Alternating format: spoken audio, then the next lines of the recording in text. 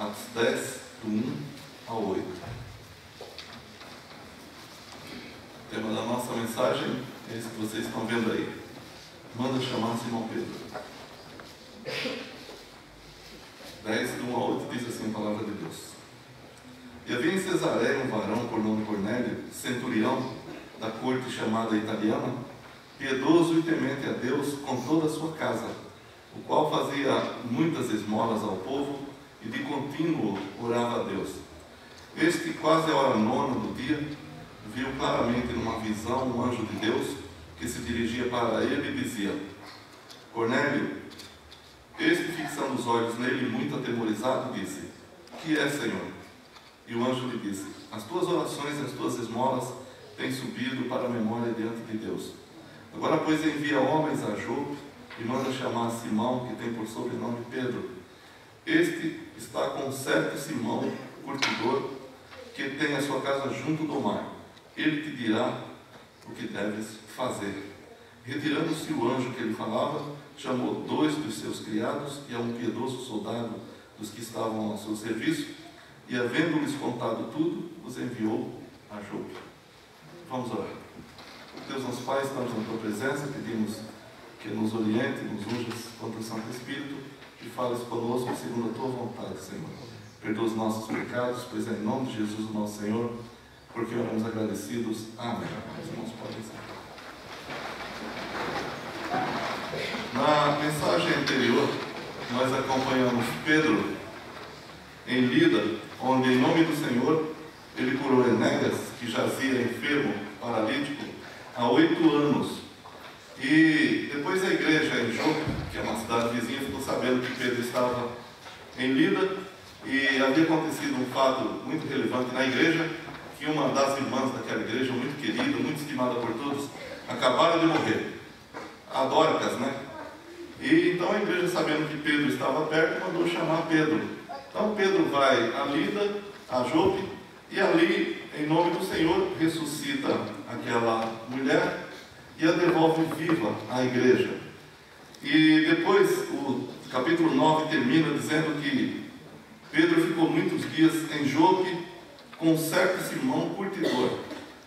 Pedro aqui começava a quebrar alguns preconceitos dos judeus, se hospedando na casa desse homem. O objetivo do cristianismo, além de ensinar a verdade de Deus, é também igualar as pessoas e quebrar preconceitos. Paulo certa vez chegou a dizer que eu me faço de tudo para, de alguma forma, ganhar alguns. Fiz-me de judeu para ganhar judeu, fiz-me de sábio para ganhar sábio, fiz-me de todas as coisas para, de alguma forma, ganhar alguns. E Pedro, então, na casa de Simão Curtidor, ele começa a quebrar um dos preconceitos judeus, que os judeus não aceitavam muito essa profissão, porque o curtidor trabalha com peles, e claro, de animais mortos. Isso era meio que imundo para o judeu. E Pedro, na verdade, fica na casa desse homem hospedado, e muitos dias ele fica ali. O que Pedro ainda não entendia e não sabia, era que Deus ainda tinha um plano muito maior para Pedro, que era incluir judeus e gentios no mesmo corpo. E Pedro seria o instrumento de Deus para levar o Evangelho também aos gentios. Na verdade, Jesus Cristo já tinha falado disso para Pedro no capítulo 16 do Evangelho de Mateus, do 13 ao 19. Jesus certa vez perguntou para as pessoas, para os discípulos: o que dizem os homens ser o filho do homem? E uns disseram: uns dizem que o Senhor é Elias, outros que é Jeremias, um dos profetas. E Jesus perguntou: e vocês? O que vocês dizem que eu sou? Jesus queria saber a opinião dos outros e dos discípulos. É importante que o discípulo de Jesus Cristo saiba e tenha uma opinião a respeito do Senhor. E a Bíblia nos ensina como ter essa opinião a respeito de Jesus Cristo. Tem crente que vive na igreja a vida inteira e não sabe nada sobre Jesus Cristo, né? Por isso que se ilude com um monte de besteiras que acontece por aí, porque deixa de estudar a palavra de Deus. Então Jesus pergunta: e vocês, o que dizem que eu sou? Então Pedro toma a palavra e fala: tu és o Cristo, o Filho do Deus vivo.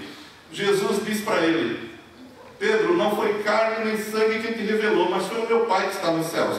Então essa revelação que Pedro acaba de externar, de que Jesus é o Cristo, o Messias, o Filho de Deus, foi uma revelação que Deus lhe deu. E ele, sem saber que era uma revelação, falou. E Jesus então confirma essa revelação a ele, dizendo: foi o Pai que te revelou. E Jesus diz então para Pedro, em razão da sua revelação: tu és Pedro, e sobre esta pedra edificarei a minha igreja, e as portas do inferno não prevalecerão contra ela. E eu te darei as chaves do reino dos céus. O que ligares na terra será ligado nos céus. O que desligares na terra será desligado nos céus. Então, essa expressão, te darei as chaves do reino, significa que a Pedro estava sendo dada a incumbência de abrir a palavra de Deus, o Evangelho da graça de Deus, tanto para os judeus, o que ele fez no dia do Pentecostes, no capítulo 2 de Atos, como para os gentios, o que ele vai fazer agora na casa de Cornélio. Mas nós vamos acompanhar aqui o texto bíblico e ver o que esse texto nos ensina para hoje, o que Deus tem para nós hoje através da sua palavra. Nós vamos conhecer então um personagem que vai passar aqui as páginas das Escrituras. Esse é o único local que vai se falar dele, Cornélio. Quem era Cornélio? Pedro vai para a casa de Cornélio. Então, quem era Cornélio? Aqui o texto diz que havia em Cesareia. Cesareia é uma cidade, era a capital romana da Palestina, foi reconstruída por Herodes o Grande, ali na beira do mar, do Mediterrâneo, e era ali a sede do governo romano. E havia em Cesareia um varão por nome Cornélio, centurião da corte chamada Italiana. Então, nós temos alguma informação sobre quem era Cornélio.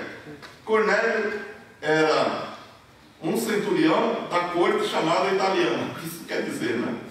Você sabe que o exército romano era formado de grupamentos chamados de legiões. Cada legião do exército romano tinha 6.000 soldados. Cada legião também era dividida por 60 comandantes e dava 100 homens para cada um. Então, por isso que esses homens eram chamados de centuriões, porque eles dirigiam, eles comandavam uma centúria, 100 homens.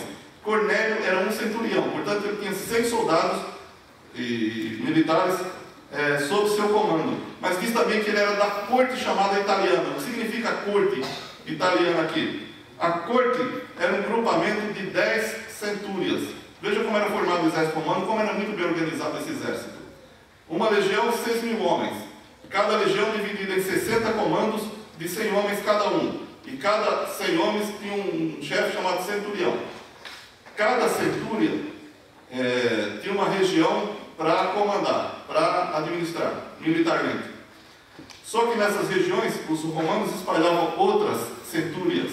Então, a cada 10 centúrias, formava-se uma corte. Corte era um grupamento militar formado por 60 centúrias, ou seja, 600 homens. Em época de combate, de guerra, essas centúrias se uniam e formavam então uma corte. Essa corte tinha um outro comandante sobre os centuriões, que era comandada pelo chefe da legião. O exército romano era formado assim. Então, Cornélio era um centurião, comandava 100 homens. Ele pertencia à corte chamada Italiana. Cada corte, ou seja, cada grupo de 10 centúrias, tinha um nome. A de Cornélio chamava-se Italiana, tinha outras.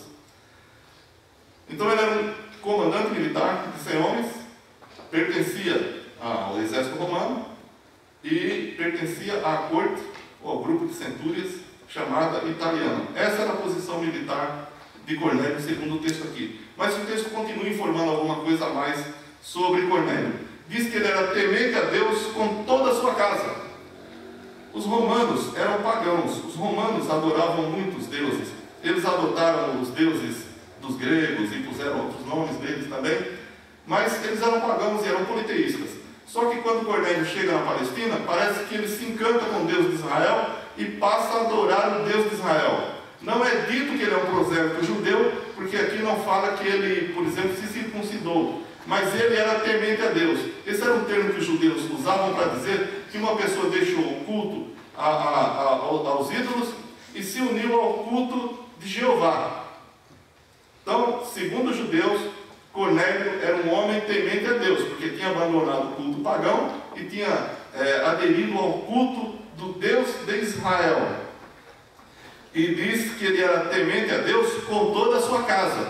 Quer dizer, era um chefe de família muito consciente. Era um chefe de família que sabia o seguinte: eu encontrei a verdade e a minha família vai saber dessa verdade. Era um chefe de família que era um sacerdote mesmo sem saber.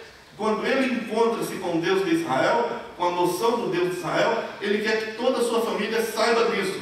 Daí então ele ensina sobre o Deus de Israel a sua família.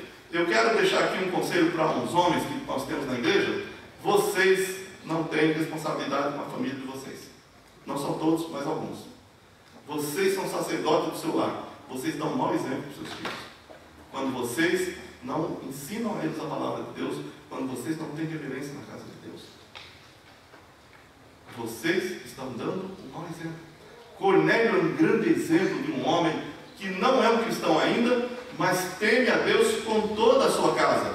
E esse temor de Cornélio a Deus é uma coisa visível, passa a todos os outros.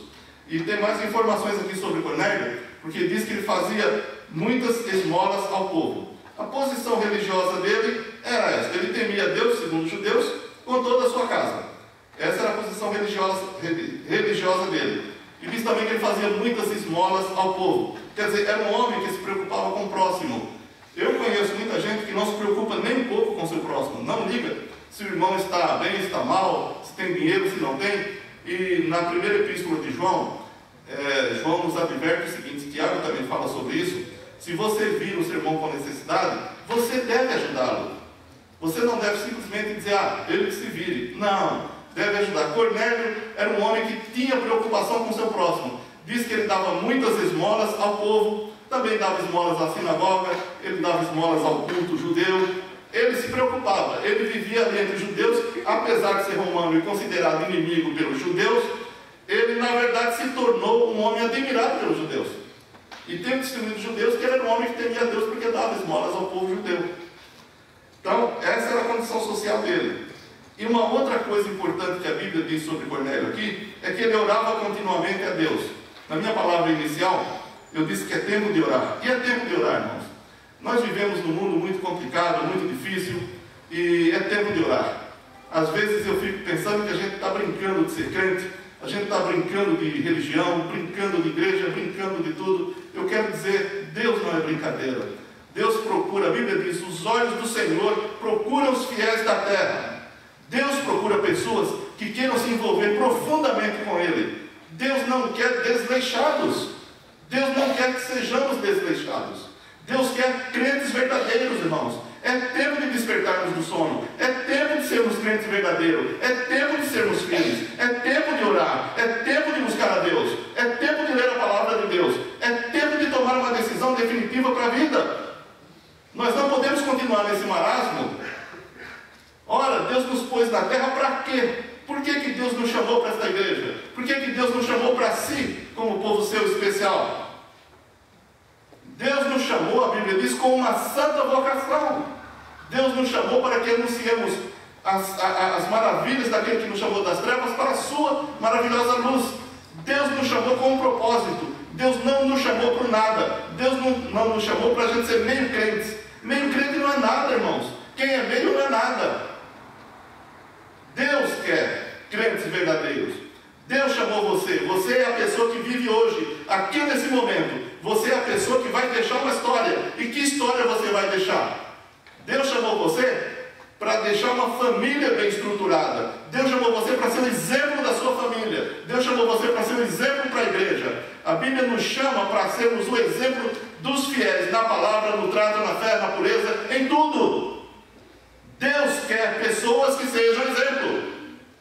Eu quero perguntar para você: você é uma pessoa exemplo? Você é um homem exemplo? Você é uma mulher exemplo? Você é uma jovem exemplo? Você é um jovem exemplo? Se você não é, é tempo de ser. Por que brincar com coisa séria? Cornélio, diz aqui o texto, que ele era um homem que orava continuamente a Deus. Quantas vezes você ora por semana? Quantas vezes você ora? Tem aquela rezinha que você faz na hora do jantar, do almoço? Ô Senhor, eu te agradeço por esse alimento, muito obrigado. Faz que sempre haja abundância aqui, amém? Essa é a sua oração? E você é sós com Deus? E aquilo que Jesus disse: entra no teu quarto, fecha a tua porta e ora a teu Pai. Como é que está a sua vida de oração? E a sua vida de leitura da Bíblia, como é que está? A sua vida de apego a Deus, de sinceridade, de crente verdadeiro, como é que está? Cornélio, a posição individual dele era esta, segundo a Bíblia. Ele orava continuamente a Deus. Por isso que era um homem que temia a Deus e levava a sua família a temer a Deus. Cornélio, quem era? Era um centurião da corte chamada italiana, era piedoso e temente a Deus com toda a sua casa, frise-se isso, fazia muitas esmolas ao povo e orava continuamente a Deus. Sabe, irmãos, é uma coisa que a gente tem que pensar. Eu quero chamar você, nesta noite, a pensar e a tomar decisões. Quem é você? Se a Bíblia descrevesse você, escreveria assim como descreveu Cornélio? Se Deus te chama hoje e você passar pelo juízo dele, o que você vai dizer para ele? O tempo que ele te deu, a oportunidade que ele te deu, a vida que ele te deu, e você está fazendo o que com isso? Está desperdiçando tudo que Deus deu? Você poderia ser a grande bênção e a solução de Deus para essa terra. Você está sendo? Olha o testemunho de Cornélio que a Bíblia dá. E como Cornélio era um homem que temia a Deus e tinha uma vida de oração com toda a sua família, Deus então vai intervir na vida de Cornélio. Pela simples leitura do texto, a gente percebe que Cornélio era um homem que temia a Deus. Cornélio era um homem religioso. É interessante isso. Era um homem extremamente religioso. Tem um testemunho dos judeus que ele era um homem, segundo os judeus, que temia a Deus. Mas isso por si só não basta. Então Deus vai dar uma ordem para Cornélio. E Deus vai intervir na vida desse homem. E como é que Deus vai fazer isso com Cornélio? Numa visão, às 3 horas da tarde, Cornélio depara-se um belo dia com um anjo de Deus que lhe chama por nome. Olha que maravilha. O anjo aparece a Cornélio às 3 horas da tarde. Ele não estava bêbado, ele não estava girando, emocionado, ele estava plenamente consciente quando o anjo de Deus apareceu e chamou ele por nome. Cornélio! E ele sabia que era o anjo de Deus. Uma coisa muito interessante que eu acho na Bíblia é que Deus nos chama por nome. Deus nos conhece por nome. Deus conhece a cada um de nós individualmente. Quando, no capítulo 19 de Lucas, Jesus vai passando em Jericó, tem um homem que quer muito ver Jesus. Ele era rico e era chefe dos publicanos, mas com um coração completamente vazio. Não imagino você que riqueza preenche nada. Não preenche. Um homem que queria ver Jesus, Zaqueu. Então ele chega, ele procura, quando sabe que Jesus está em Jericó, ele procura ver Jesus. Então ele tenta se aproximar de Jesus, mas tem uma multidão tremenda que impede da pessoa chegar a Jesus. Sabe, essa ideia de multidão que impede a gente de chegar a Jesus é um negócio terrível. Tem tantas coisas, multidão de tanta coisa que às vezes nos impede de chegar a Jesus.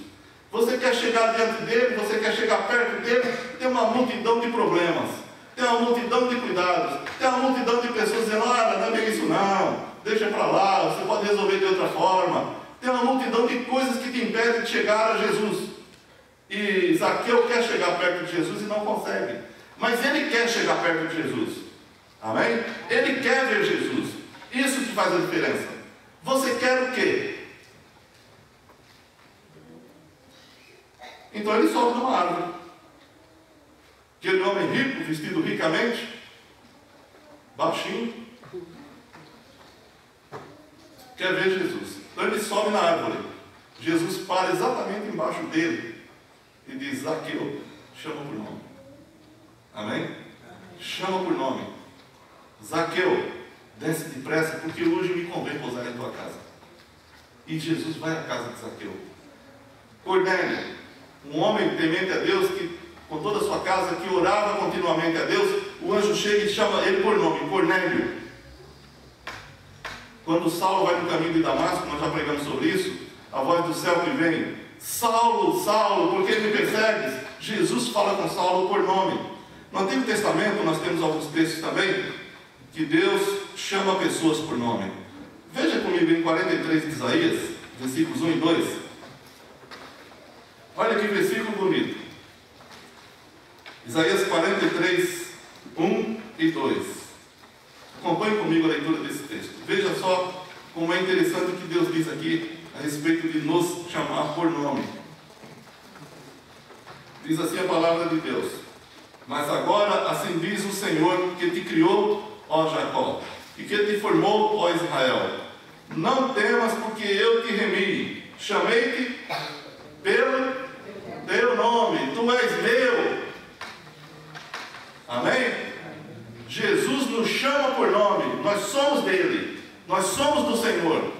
Não imagine que você é um ser solitário nesse mundo. Se você de fato teve uma experiência de novo nascimento, se o Espírito Santo habita na sua vida, ele te chama por nome e diz: você é meu, e de mais ninguém. E ninguém tem direito sobre você, a não ser o próprio Deus. E aqui nesse livro de Isaías, nesse trecho que nós vemos, Deus dizendo: chamei-te pelo teu nome, tu és meu. E veja a promessa que ele dá para os seus: quando passares pelas águas, estarei contigo, e quando pelos rios, eles não te submergirão. Quando passares pelo fogo, não te queimarás, nem a chama arderá em ti. No meio de qualquer problema, de qualquer vicissitude, de qualquer tribulação, Deus está conosco e somos dele, para sempre dele, porque ele assim o quis. No capítulo 45 de Isaías, falando de Ciro, mas olhando para o seu povo, no versículo 4, o Senhor diz: por amor do meu servo Jacó e de Israel, meu eleito, eu a ti te chamarei pelo teu nome, pus o teu sobrenome, ainda que não me conhecesses. Deus vai levantar um rei chamado Ciro. Isaías está falando isso aqui 200 anos antes de Ciro nascer. Deus vai levantar um rei chamado Ciro. O povo dele ainda não estava no cativeiro, mas iria para o cativeiro. Mas Deus está dizendo aqui: eu vou chamar um rei, ele vai se chamar Ciro. Por amor de Jacó, meu eleito, por amor de Israel, eu vou chamá-lo por nome, vou pôr o sobrenome, ainda que ele não me conheça, porque eu vou livrar vocês através dele. Então Deus cria situações, segundo o seu eterno poder, para preservar aqueles que são seus. Quando o anjo fala com Cornélio, ele chama Cornélio por nome.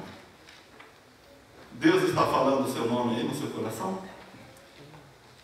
Deus está falando com você? Ou não? Ou eu preciso rolar aqui no chão, bater o pé, tocar o bumbo, para você imaginar que Deus está falando com você? Você conhece a voz de Deus? Para saber quando Ele fala ou não fala? Você tem discernimento do Espírito Santo de Deus para saber o que Ele diz?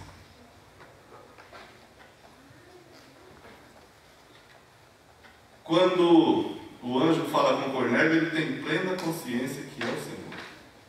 É interessante que diz que Deus mandou um anjo para falar com Cornélio. E a Bíblia diz lá em 1 Coríntios que Satanás se transmuda em anjo de Deus. De maneira que você pode ficar muito bem confundido com Satanás vestido de anjo de luz, pensando que é um anjo de luz, e ouvir a voz dele. Mas quando Cornélio ouve a voz desse anjo, ele tem certeza que é Deus. Então ele responde ao anjo: que é, Senhor? Ele fica atemorizado com a presença do anjo, mas sabe perfeitamente que está diante de um ser celestial. E lhe pergunta de imediato o que esse anjo deseja dele. E o anjo vai falar umas coisas muito bonitas para Cornélio. As tuas orações e as tuas esmolas têm subido para a memória diante de Deus. Olha que mensagem interessante que Deus manda falar com um homem.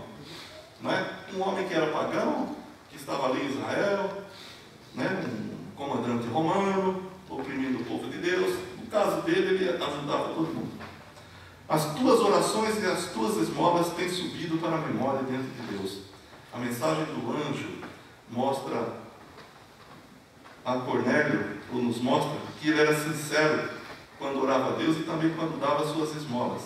E o testemunho de Deus sobre as atitudes de Cornélio são muito interessantes. E nos faz conhecer de fato uma pessoa sincera no que fazia. Era um gentil, mas temia verdadeiramente ao Deus de Israel. E que belo testemunho é esse que a Bíblia dá sobre ele, não é? E que bela notícia que ele recebe do anjo. Já pensou se viesse aqui um anjo? Será que precisa de vir um anjo? Para você saber disso? O anjo diz para ele: Cornélio, as tuas orações e as tuas esmolas têm subido para a memória diante de Deus. Precisa um anjo falar isso para você? Precisa um anjo dizer isso para você? Eu chamei você no início a ter consciência. A sua consciência sobre o que você realiza para Deus é boa ou não? O que você faz para Deus é agradável a Deus ou não? Segundo o seu critério. Como está sendo o seu culto a Deus aqui nesse momento? Como é o seu serviço a Deus?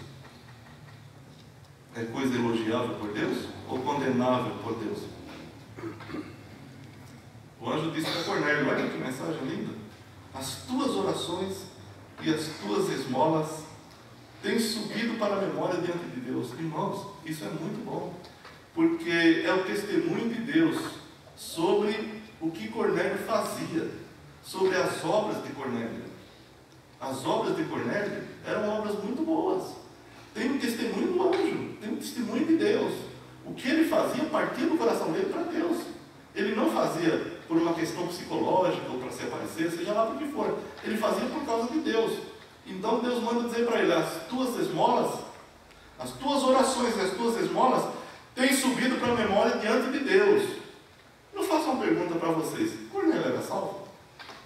Deus manda um anjo falar com Cornélio.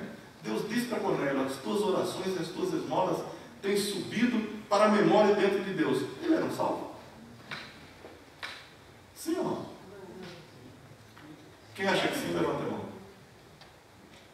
Quem acha que não, levanta a mão. Essa assembleia está ruim. Quem acha que nem uma coisa nem outra.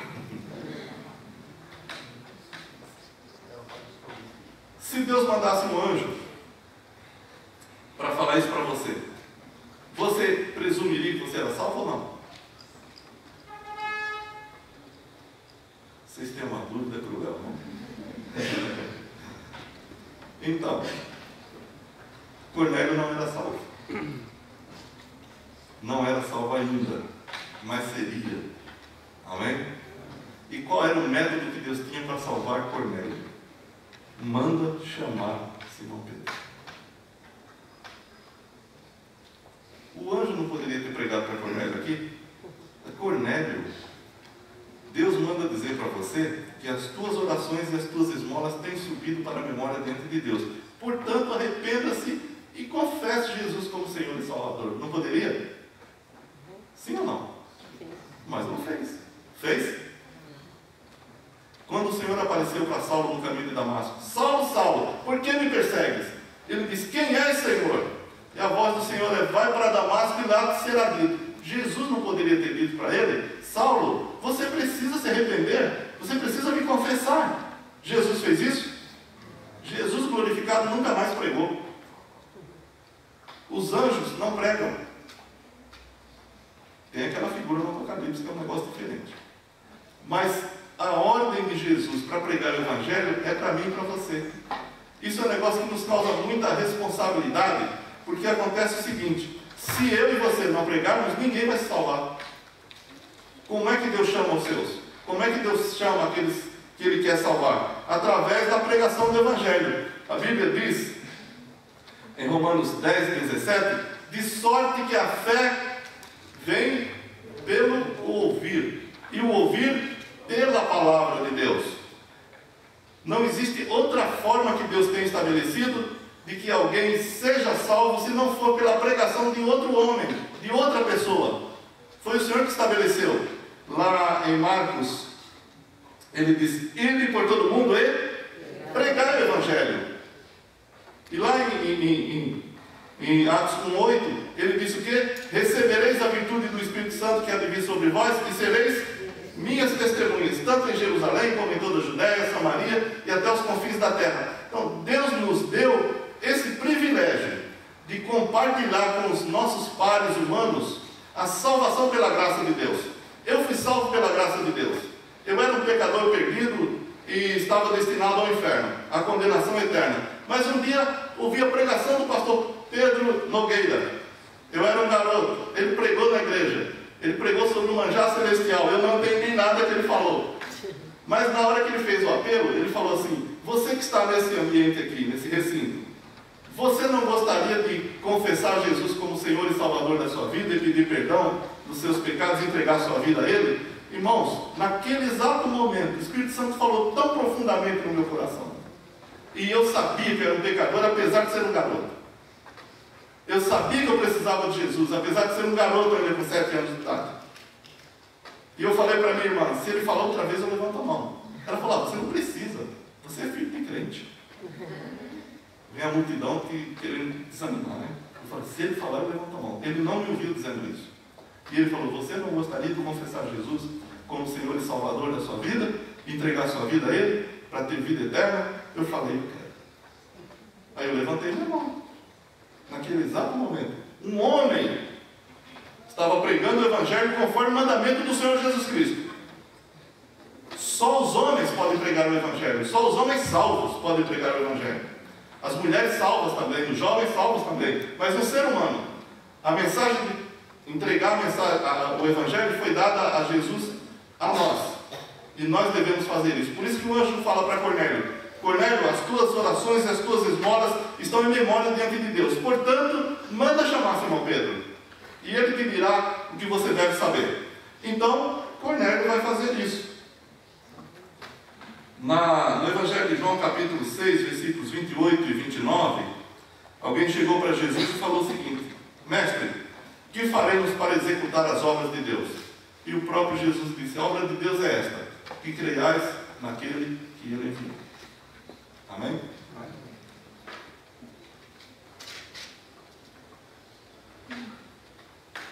O anjo, apesar da oportunidade que teve para pregar o Evangelho a Cornélio, não fez, mandou ele que buscasse outro homem. Tem gente que fala que a Bíblia foi escrita por homens. Deus confiou aos homens a mensagem do Evangelho. Graças a Deus que a Bíblia foi escrita por homens. Se fosse escrita por anjos, a gente não entendia nada. Eles vivem em outra esfera. Uma vez uma pessoa falou isso para mim. Falou, a Bíblia não merece crédito, a Bíblia foi escrita por homens. Eu falei para ele, você tem pai? Eu tenho. Eu falei, seu pai é mentiroso? Ele falou, não, meu pai é um honesto. Eu falei, então. Tem coisas que os homens falam que é verdade.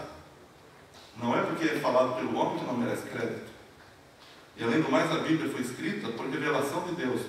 Não foram alguns homens que um dia chegaram e falaram assim, nós vamos escrever uma Bíblia. Aí escreveu o que tem aqui. Não foi assim. A Bíblia diz que Deus os chamou e revelou a eles essas verdades que aqui estão. Esses homens inspirados por Deus, pelo Espírito Santo, escreveram a Bíblia, a palavra de Deus. E dentro dessa Bíblia, a palavra de Deus, está toda a vontade de Deus para a minha vida e para a tua vida. Está o modo como nós devemos também pregar e como devemos ser salvos. E aqui o anjo diz para Cornélio, manda chamar Simão Pedro. Cornélio era um homem que obedecia prestamente a Deus, né? Quando ele recebe a ordem do anjo, assim que o anjo vai embora, Cornélio trata de cumprir as ordens do anjo. A primeira atitude de Cornélio, quando ele recebe a ordem do anjo, é chamar 2 criados e um soldado piedoso. Isso nos ensina que Cornélio era um homem que obedecia prontamente a Deus. Você sabe, Cornélio estava habituado já a obedecer às normas da religião judaica. Mas agora ele recebeu uma ordem de Deus. Uma coisa é a gente cumprir ordenanças. Você sabe que eu tenho visto isso muito em igrejas? Às vezes nós somos assim, muito cumpridores das nossas tradições, das nossas normas, daquelas leis que a gente cria, mas na hora de obedecer a Deus nós temos um coração muito duro. Não é verdade? Ou não? Nunca viu isso? Já vi assembleia de pessoas que são excluídas porque eu entrei por acaso na igreja batista no interior, no culto de final de ano, eu nunca mais farei isso, e tinha uma assembleia. Eles estavam excluindo um irmão da igreja, porque o irmão da igreja pegou a bateria da igreja, levou não sei para onde, tocou, depois trouxe de volta. Esse irmão foi excluído. Ele descumpriu alguma norma bíblica? Não. Ele descumpriu uma norma da igreja. E eu já vi muita gente ser muito consciencioso em cumprir as normas que a gente cria, mas de coração muito duro para cumprir a vontade de Deus.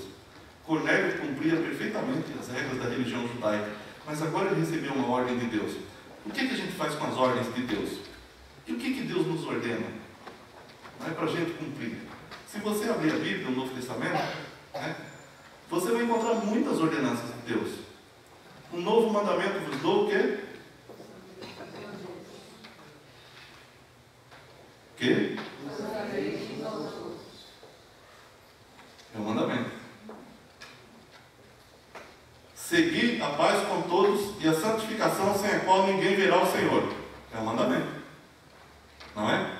Não está no imperativo? Sede santos, porque eu sou santo. É um mandamento. Maridos, amai vossas mulheres como Cristo amou a igreja, e assim mesmo se entregou por ela. É um mandamento.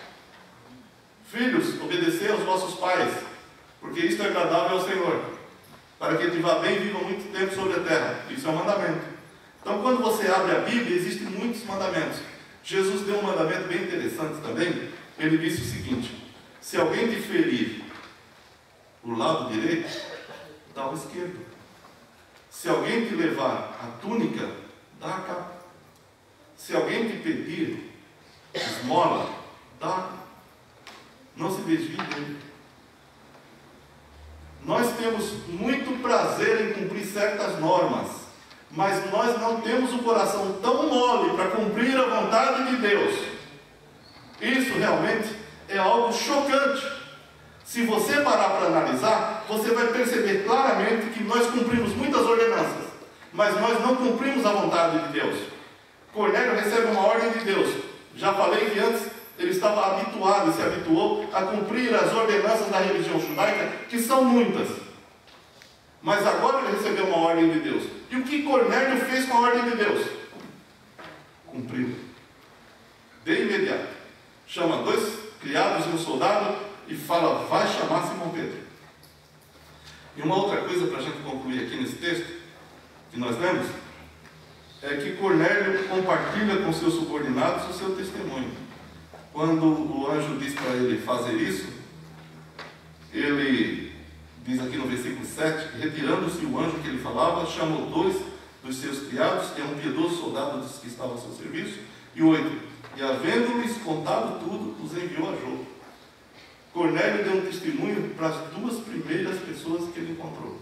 Um anjo falou comigo, Deus falou comigo. O que você tem feito com as coisas que Deus faz na sua vida?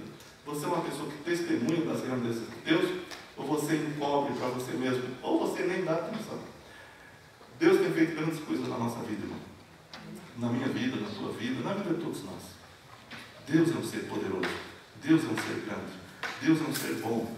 E a Bíblia diz para a gente compartilhar, testemunhar, propagar os feitos do Senhor. Se você pega os Salmos, você vai ver que tem muitas ordens de Deus ali dizendo para nós, para a gente propagar os feitos do Senhor, para a gente testemunhar. Portanto, eu deixo para você nessa noite aqui também este conselho: propague, testemunhe os feitos do Senhor na sua vida. Deus tem te abençoado muito. Você não tem compartilhado isso, você não tem falado disso, e Deus quer que você faça. Cornélio fez. Para concluir, quero dizer o seguinte: o trecho lido nos ensina as seguintes lições. Em primeiro lugar, a nossa religião é muito importante, mas não salva. E até quando ela é elogiada por Deus, não é o canal para nos levar à vida eterna. Foi o que aconteceu com Cornélio. As obras realizadas em nome para a glória do Senhor, diz o texto aqui, que sobem para a memória diante de Deus. Então, que Deus seja sempre louvado pelo que fazemos. Mas isso também não salva. O que vai salvar é essa ordem que o anjo deu a Cornélio: manda chamar Simão Pedro. Será que você não é o Simão Pedro que Deus precisa para salvar pessoas? Na sua família, na sua empresa, no meio onde você vive? Será que você não é a pessoa adequada para compartilhar com os outros as grandezas do Senhor, especialmente a sua salvação em Jesus Cristo? Esse texto nos diz isso. Pedro foi a solução do Senhor naquele momento. E você? Se existir alguém precisando de ouvir a palavra de Deus e aparecer um anjo para aquela pessoa, o anjo vai dizer: chama o fulano de tal, que você vai dizer para ele o que ele tem que fazer para ser salvo? Deus pode contar com você? Deus conta com você? Você não tem sido muito remício para fazer a vontade de Deus? Você não tem deixado para lá? Deixa para os outros, depois eu faço? Ah, isso aí não é coisa para mim, isso é coisa para os outros? Deus se dirige a você nesta noite através da sua palavra e diz para você: você tem que ser Simão Pedro. Você tem que ser a solução. Você tem que ser a pessoa que, quando Deus precisar de alguém, vai dizer para as pessoas que precisam dele: chama fulano de tal da minha igreja, porque ele vai te dizer o que você tem que fazer para ser salvo. Você sempre será a solução. Amém? Que Deus nos abençoe, nos ajude, nos faça entender a sua palavra e vivê-la para a sua glória. Mas acima de tudo, meu irmão, esteja sempre à disposição de Deus, para que Ele seja glorificado pela sua vida. O Senhor quer ser conhecido, e Ele só pode ser conhecido através do nosso testemunho, da nossa pregação. Portanto, seja você a pessoa que Deus conta para a glória dele. Amém? Amém.